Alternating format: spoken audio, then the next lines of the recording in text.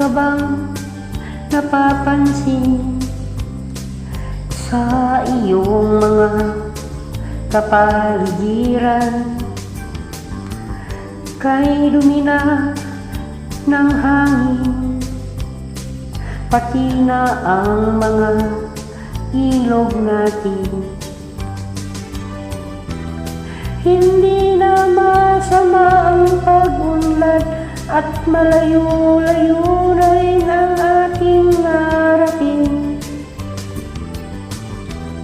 Ngunit masdan mo ang tubig sa dagat. Dati kulay asul, ngayon'y naging itim. Ang mga duming ating ikinalat sa hangin, sa langit, huwag na nating paabutin. Upang kung tayo'y pumanaw man sa sariwang hangin, sa langit natin matitikman. Mayroon lang akong hinihiling, sa aking pagpanaw sana ay tag-ulan. Gitara ko'y aking dadalhin, upang sa ulap na lang tayo magkantahan.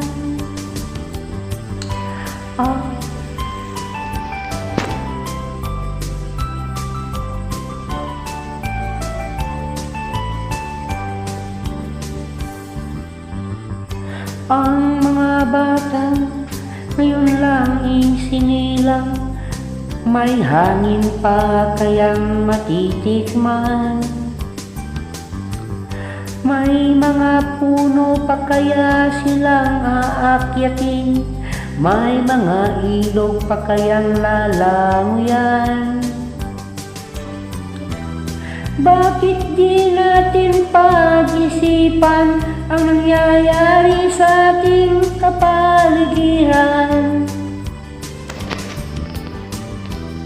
Hindi na masama ang pag-unlad kung hindi nakakasira ng kalikasan.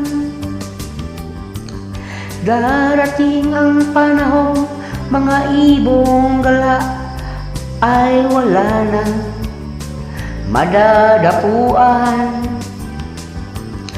Masdan mo ang mga punong dati ay kay tatag, kayo'y namamatay dahil sa ating kalokohan.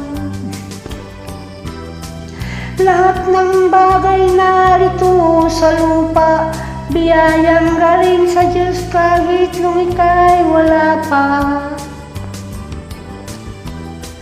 Ingatan natin at huwag nang sirain pa, pagkat kanyang binawi tayo'y mawawala na.